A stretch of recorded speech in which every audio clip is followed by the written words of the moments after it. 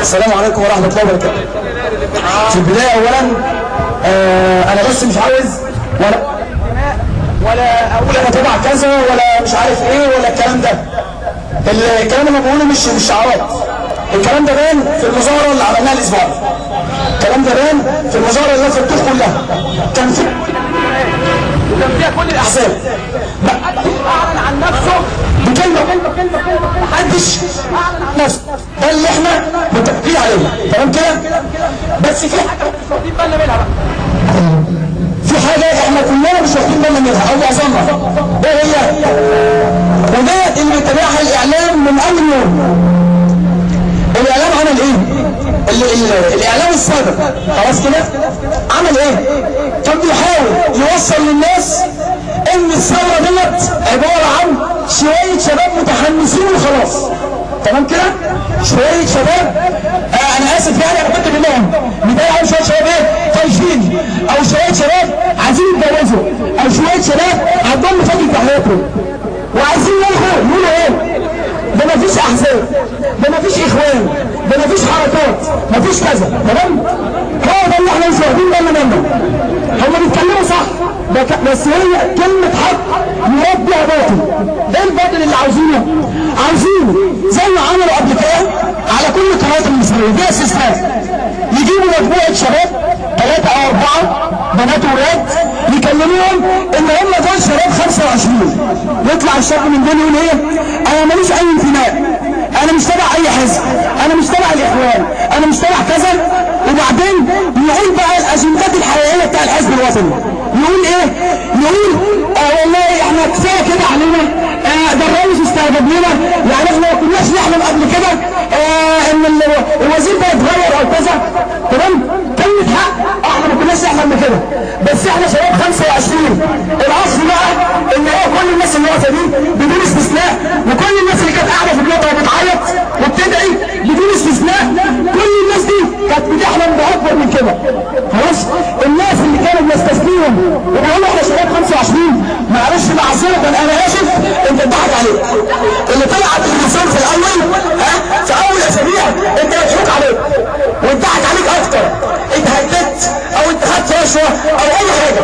تمام؟ احنا بنقول كلمه صغيره. شباب 25 شباب 25 هو الشعب المصري كله.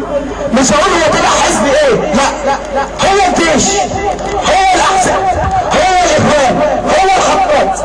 ده اسمه شباب 25. الناس اللي ماتت في التحرير ولو ساعه واحده خلاص كانوا هيعرفوا حقيقه الكلام اللي انا بتكلمه. ولكن ايه اللي حصل؟ كل الاحزاب وكل الحركات والاتجاهات قالوا حاجه واحده واتفقوا على حاجه واحده. اتفقوا على ان لا يختلفوا. والله ما بتكلمش مع حد فيهم الا ياكد لي النقطه دي. انا بسال بقول له ايه اكتر حاجه لفتت نظرك في ميدان التحرير؟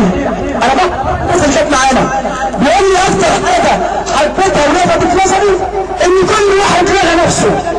وده من علامات الاخلاص اللي اتعلمناها. من علامات الاخلاص انكار الذات، ان انت تنكر ذاتك. انت موجود ايا كان اتجاهك وايا كان فكرك انت تمحي نفسك.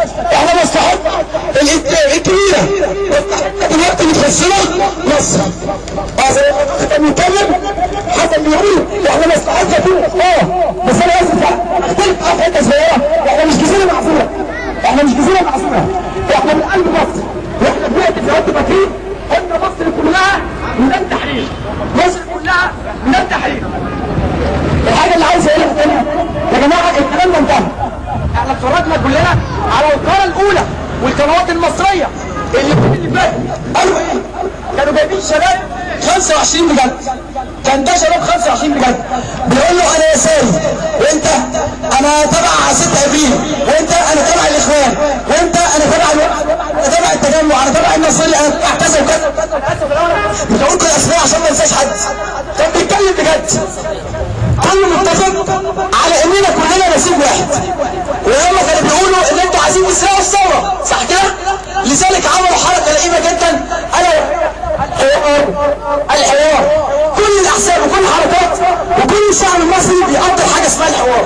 لكن هم كانوا عاملينها عشان حاجه يعملوا فتنه في الناس دي كلها. اللي يستجيب الحوار يبقى تبع النظام. اللي مش هيستجيب للحوار يبقى عايز يعمل فوضى في البلد، واللي استجاب هيطلع ما حققش طلبات الشباب كلها، اذا ما ينفعش يعبر عننا. يبقى اللي استجاب للحوار استفاد، ولا اللي ما استجابش للحوار مات. المهم هيطلع ايه في الاخر؟ شباب 25 انا اسف حاضر دي واحده، هيطلع شباب 25 في الاخر بلا هويه. لا انا بقول الشعب المصري كله هو هويه، كل الاحزاب كل حركات هويتها هي الشعب المصري، والجيش الشعب المصري. احنا شفنا ناس من الشرطه بنستغرب طالعين بينظروا اهو، دول كمان كانوا مظلومين. خلاص الناس اللي كانت بتلعب مهضوم حقها، يبقى احنا كلنا شعب مصري. الحاجه الاخيره اللي هقولها، احنا عايزين بقى نعدي المرحله دي، مش هنختلف بقى ونقول ايه احنا كذا، احنا كلنا شعب مصري، بس في نفس الوقت برضه مش عايزين حد يلغي حد عشان مصلحته في الاخر. تمام؟ كلهم فهمتوا من الورقه اللي اتوزعت، مش هنقول اسم مين اللي وزعها لان احنا مش قايلين لنا مين اشخاص. الحاجه الاخيره اللي انا قصدي اقولها، احنا يا جماعه خلصنا مرحله الحمد لله رب العالمين، ربنا من علينا دعاء الناس اللي في البيوت من الناس اللي ربط وقعدت في التحرير. احنا عايزين بقى المرحله اللي جايه، يعني احد الشباب هنا موجود معانا بدون ذكر اسمه، واقف معايا قصادي كان بيتكلم معايا، ده فعلا فكر ايجابي. ايه الفكر الايجابي؟ ان احنا بقى نفكر مثلا حاجه زي طوف بقى اللي حسن بيتكلم عليها، احنا مفتوحه نعمل ايه؟ ايه المشروعات اللي هنعملها؟ ايه الحاجات اللي هنستفادها؟ لكن مش هنفضل بقى طول عمرنا الاحزاب والمش عارف ايه. لا انا بقول كلمه اخر حاجه، هقول كلمه صغيره دي، خلي بالك اللي هيظهر عايز يركب الموجه هو اول واحد هيغرق. خلاص كده؟ اللي هيركب الموجه هو اول واحد هيغرق، وهتفتكروا كل الاسماء اللي عماله تظهر، كل الاسماء اللي عماله تظهر دلوقتي قدامنا احنا مش هنشك في اخلاص حد، هنقول الناس كلها 100 وإنسان خير لمصر. بس اعرفوا اللي بيعمل حاجه واللي مطلع على قلب كل واحد فينا مين؟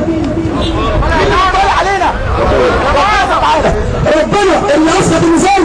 انا اسف انا اقول انا وقت الكتاب اللي رددته في المسيره اللي فاتت، الله وحده اسقط النظام، الله وحده اسقط النظام، الله وحده اسقط النظام.